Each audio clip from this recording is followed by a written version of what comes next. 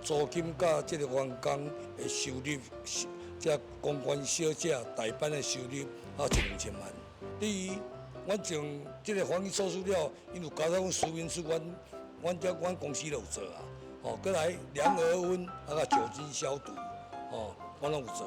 再来这个，因为这个棉花素是要去宣布，但宣布了，阮拢有照这个咱中央疫情中心的这个这个命令，阮拢有安尼咧做安尼。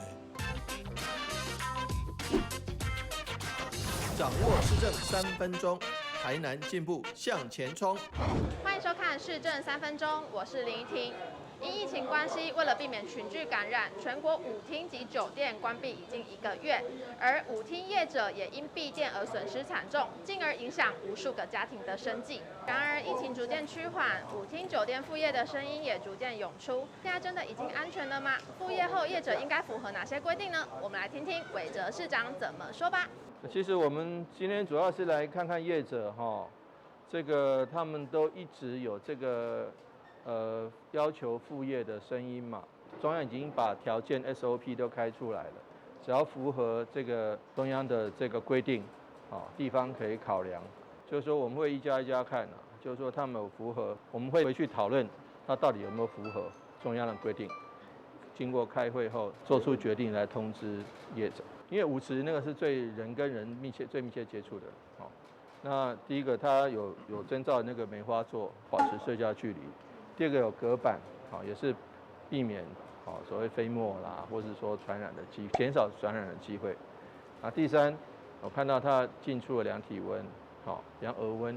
第四，有看到他就是说要有实名制的登记，这实名制的登记是别的县市，而且中央没有规定，那但是我们要求，那但是其实中央有规定 KTV 要实名制登记，所以说我觉得其实虽然中央没有讲舞厅跟酒店要实名制登记，但我相信依照这个标准也应该实名制登记。我们会来这个依据中央的这个规定，我们会来思考这个部分到底是不是符合如果经过会勘之后符合，因为台南市家数不多，就是3家舞厅2家酒店，我们其实就依照这个标准去查。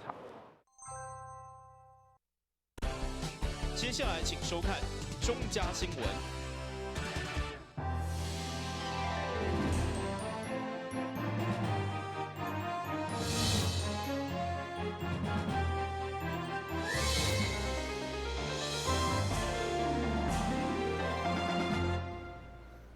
另外是各界欢迎收看5月10号礼拜5的中嘉台南电新闻。受疫情影响，全国的酒店舞厅到达已经停业超过1个月。日前中央已经表示，解禁的宽限交由地方决定，所以市长黄伟哲14号下晡前往3间酒店、2间舞厅来了解业者防疫作为。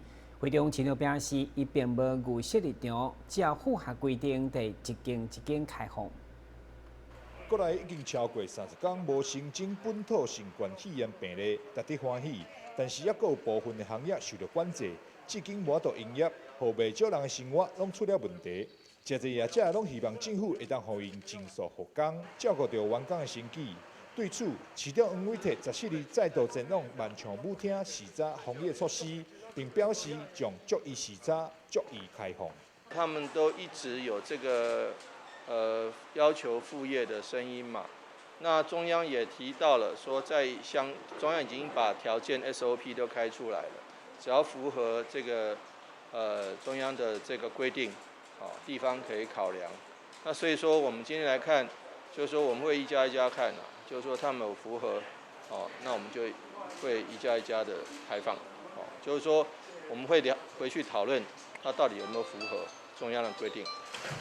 这个本来可以容纳多少人？差不多20几个。20几个，那现在就折半了。折半。它缩限。缩限。那我们这边的空调是独立的。独立的。对。它可以把这个坏的这个空气抽出去，再抽新鲜的空气进来。对。大概中央的。不是中央。对。不是，我们是独立空调，一间。业者除了向市长说明会遵照中央制定的防疫措施以外，并希望政府会当保障合法，尽速开放营业。互员工有饭通好食。希望讲政府来保障下发，比如讲我哋所有防疫措施，若是有遵照中央的即个伊的即个办法，阮有咧实施。我希望讲咱的政府呢，既然中央有交办咱即个地方首长来处理，我希望讲咱的市长会当体会着讲提升到即个所有遮的员工。市长黄伟哲表示，中央有制定 SOP， 交由地方政府决定敢有要开放酒店、舞厅营业。但是未来若是要开放，阁会加上实名制，互警方临检的时阵，会当以名单来查访核对。对着万象舞厅的防疫措施，嘛表示做得真好，但敢会开放营业，阁爱开会决定。台南新闻张硕维采访报道。日前伫做阵发生80岁阿嬷爬山失踪3公案件，为了找回阿嬷，公拿顶巡守队无暝无日伫山区走找，最后伫溪底找到阿嬷的大体，互家属一个交代。对此，市长黄伟哲召开特别前往新化分局，向辛苦的同仁表达感谢。台南市因为地理幅员广大，加上城乡人口差距。要维持治安，嘛是爱外靠警察以及社区巡守队长期互相合作。日前锁定85岁阿嬷失踪的案件，就是因为有了港龄巡守队以及加溪巡守队的帮忙，才会当找到阿嬷的大体。市长黄伟哲15日特别来到新化分局，加冕警察同仁以及巡守队的辛苦。防疫期间治安不打折，新化分局侦破了重大的枪毒案件。能够维护地区的治安，而且让歹徒无所遁形，这点是感谢我们新化分局同仁大家上下一心，能够这个对地方治安做出重大贡献。第二个是感谢我们冈林巡守队跟礁坑巡守队，对于登山失踪的阿嬷这个能够把她抢救虽然这个她已经离开这个世界，可是也把这个大体抢救回来，能够让家属得到安慰这一点是非常感谢我们巡守队。警方甲民间的通力合作，展现团结合作精神，共同成为城市治安第一线守护者。巡守队真的是非常用心，把我们85岁的老太太能够在这个等于是断崖下面把她找回来。那虽然说他已经这个辞世但是大家这个用心在媒体上大家都看得到那这段时间是防疫期间那当然这个努力都看得到的是市长对我们的关心因为咱的新化分局的山区辽源广阔，所以警力也是有限所以因为失踪了好几天咱的巡守队启动这到搜寻那个山区结果就找到，虽然遗憾，但是至少我们让他的家属有一个安心。除了加冕巡守队，市长嘛万众庆记甲毒品的破案奖金予新化分局，感谢警察努力打击犯罪，安定人心，嘛互台南市的治安满意度得到警政署第1名的好成绩。台南新闻张硕维采访报道。宜兰台顶当年争取中西区的新美街纳入历史街区，总算伫今年决标，配合赤坎楼文化历史园区再造相关工程由中央来补助经费。不过因为卡伫自来水管线甲当地容易积水问题，宜兰希望文化局会当解决如期如期来完成。议会定期会上午由文化局进行工作报告甲质询。宜兰台顶争取多年的中西区新美街纳入历史的街区，总算伫今年看到好的成果。宜兰除了要求工程要如期如期，另外伫时间过程，嘛要考虑居民的不便以及当地容易积水等问题。终于要动了那我想这个工程的过程肯定是会造成一些居民的一些不方便那期待说。当然，这个工程要如期如质的完成但是地方因为这个地方过去就是有一些淹水的问题等等的所以请局长这边一定要盯紧我们相关的单位要把过去的老问题解决，然后让地方能够有一个全新的一个面貌让它展现这个历史街区该有的一个风貌。是我跟议员感谢了因为你之前的提醒，所以我们在这一次的所谓的赤坎文化园区。我们的再造历史现场，我们就整个把它涵盖进去了。所以由中央的经费来挹注这一个部分的施作。那我想已经发包出去了，其实工程可以很快的展开，但是因为刚好现在自来水公司有卡到管线的问题，对，所以工程的小可有 delay 掉。不过你刚提醒的淹水的部分啊，民众出入问题的等等这个部分，我们会很细心的来处理这个事情，才不会造成大家的困扰。除了关心地方的建设，另外伫咱市影视文化的行销方面，文化局去年赞助2出连续剧《淑女养成记》甲《想见你》，再来袂少的周边效益。原本议员询问经费，文化局长阁无愿意公开。毋过后来知影分别补助60万甲30万，议员认为周边的效益大过经费的赞助。局长也透露，《淑女养成记》今年将拍第2部，预计伫个台南厝的景将比第1部阁较侪真侪。台南新闻林根采访报道。同款关心文化议题，也有赤坎文化园区成功国小改建案，议员沈振龙表示，因为争取中央前瞻建设预算有一定的时程，那卡伫历史危机，烦恼经费感谢被收回。于是文化局回应，将向中央争取专案，希望保留到后一个阶段。出身基层，曾经伫个成功国小担任教师的议员沈振东。上午嘛特别关心成功国小的改建案，议员表示，因为精尖基础建设有一定的基程，担心如果无完成，经费就会被收回。我非常关心成功国小的一个改建案。是。那我想问一下，我们前瞻基础建设计划其实它是有期程的。是。那我们的钱会不会被收回去？跟议员报告哈，那以目前我们了解的，就是说。前瞻计划里面的再造历史现场，在各县市目前执行的计划，因为都跟文资有关系，所以在期程上大家都有落后，所以这个部分我们也已经把这个状况跟文化部来做报告，希望文化部未来能够用专案的部分来统一处理，让整个经费能够保留到。所谓的下一个阶段一起来使用。是局长这边我还是想要提醒一下，就是说，当然我们可以说其他的局处是其他的一个县市的一个文资保存也是需要很大的长期的时间来去做讨论跟考量，但是就会变成说，那我们投了那么多的前瞻基础建设计划的经费，结果变成说都没有使用。那现在呢，大家又开始在议论说2期要不要继续？那2期会不会继续？又变成说我们之后如果都没有进行，那人家会不会是觉得说，我们中央要给钱，地方没有力去办？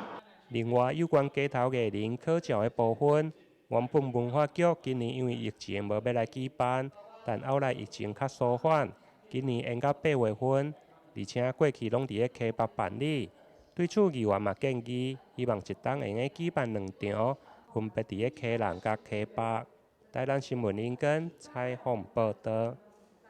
现在就来关心桂林文化中心的整建工程。跟我们一起走进阅读森林吧！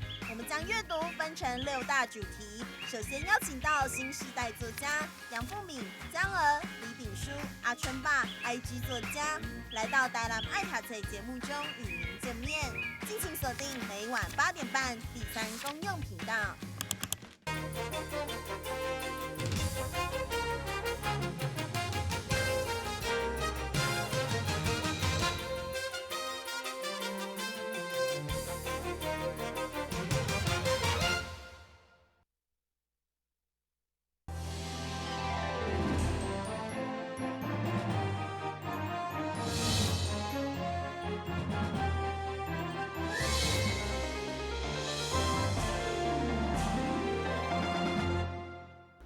趁着疫情期间，加上有中央前瞻经费补助，文化局持续针对新化甲桂林文化中心来整建，其中已经超过20栋的桂林文化中心，等于空间已经无符合专业局长的需求，所以要开1亿4000万整建，预计下半年以全新的面貌甲市民见面。桂林文化中心的整建工程13号伫市场五位贴文化局长叶哲山甲侪民代乡亲的见证，除了举办上香祈福仪式，会长嘛用讲地板方式向前正式开工。威尔领先第3响。会中文化局长表示，桂林活动中心对1998年设立到今已经超过20档，真侪空间甲设备拢无符合现在专业局长的需求。这摆好不容易争取到中央前瞻经费7000万，加上1比1持股算7000万的配合款，总共1亿4000万，才有机会进行专馆的整建。而且对3D 模拟的设计影片当中，麦当看到对外观到内部的改建，差不多是脱胎换骨。对照着进的空间，大家应该普知影讲，即届咱改造的是啥物物件？第一，大家会发现着讲外观改变了，整个外观改变了。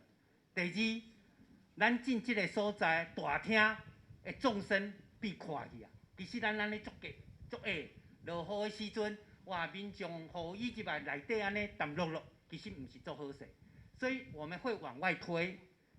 这一面墙我们会把它往后推，让整个大厅的空间把它伸展开来。所以未来这个大厅入来，哇，迄个感觉完全无同款。来就是咱的纵深，咱这个面吼会较宽阔。所以我的右手边这个所在，咱就扩建出去。扩建出去，会到3楼安尼的空间。22年来做这么多，我们将来为了因应实际咱的实地这个实际发展的地方发展的需要，嘛爱做一个小门面内容甲空间的重新来这个布置所以中央咱争取了7000万，咱地方来出7000万来做嘛真感谢。咱议会各位议员大家的努力，会当互这个经费通过。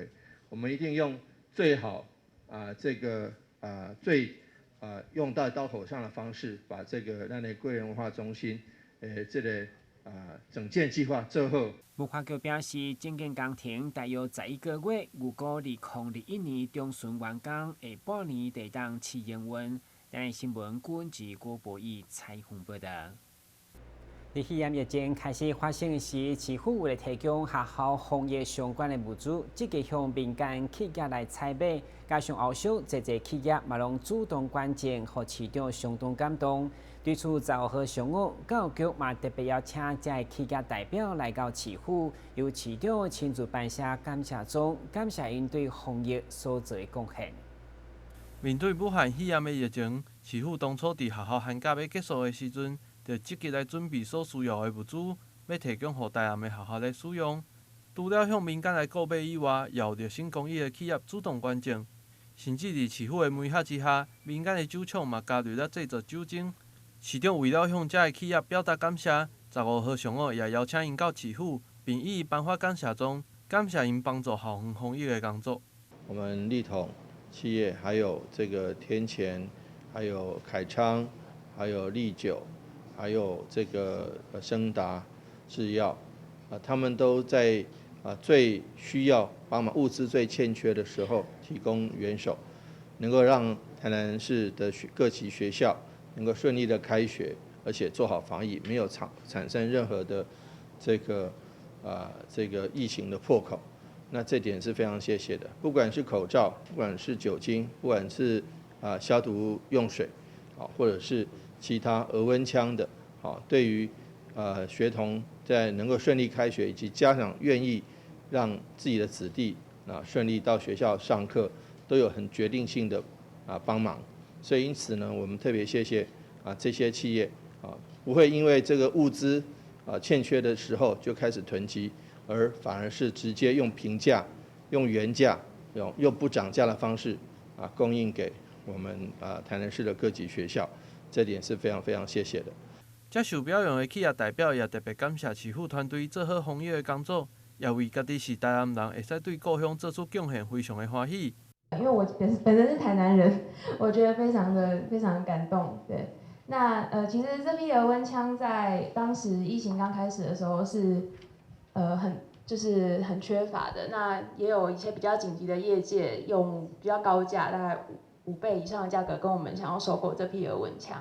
那我们公司就是秉持着教育优先，真的教育优先，然后不收不发灾难财的原则，那将额温枪最后如期如数交给台南市教育局，供学生他们上学的时候可以安心上学。对，那凯商企业的英文名字是 Broadsun 啊，有宽广的阳光的意思。那在因缘机会下，也很荣幸可以在疫情最严峻的黑暗时刻为社会带来光亮。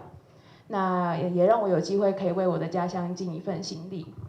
教育局也提醒家长甲学生，虽然现在疫情较无遮严重，但是犹原要做好防疫的工作，守护家己嘛保护别人的健康。但新闻郭博义采访报道。现在临港话卡拉会手术虽然已经真普遍，不过因为无论什么方式，拢可能发生动脉塌掉的风险，所以骨科赖国安教授对2005年就开始不断思考精准定位，嘛以这个概念发展出微创的手术，15天来完成超过5500个成功案例。进行人工膝关节手术，为了定位，必须以不锈钢长条弄入去骨髓腔当中，但有可能因为钢条长短的关系，发生定位袂准，甚至还会造成肺栓塞而死亡。为了降低这类风险，骨科名医赖国安教授研发出终极微创人工膝关节手术，不但会当精准定位，而且还有空喙较小、好完较紧的优点。微创的话，应该不只是这个伤口小而已哈。那除了伤口小以外，应该它的内容就是。要非常安全，要最安全哦。那么这个组织的破坏最少，那么疼痛减到最少，恢复达到最快哦，这样才能够叫做一个真真正正的微创的意义所在哈。那么一般来讲，你说要开很大的刀哈，这个一般的医师的话，你如果在这方面不是很熟悉的话，你开很大的伤口也不一定会做得好啊。那么一定要有所这个足够的知识，还有足够的这个手艺，才有办法把一个一般认为很大的刀做得很小，做得又快又准啊，那么又伤害又小啊，这个是所以我一直在强调了哈。不是什么器械在做手术哈，不是电脑在做手术，而是外科医师在做手术。那么这个器械也好，电脑也好，是相当有用的工具。但是最重要的一件事情，就是要把一个外科医师训练成一个真正能够独当一面，把手巧啊，脑筋聪明，手又巧的一个外科医师，这是最重要的事情。终极微创人工膝关节手术运用几何学原理，会当精准算出手术的角度，唔免使用大型的定位机器，所以手术的空隙会当非常小，互患者会当赶紧复原，嘛会当减少手术的风险。台南新闻张硕维采访报道。以上就是5月10号的中嘉台南电影新闻，感谢你收看，咱再会。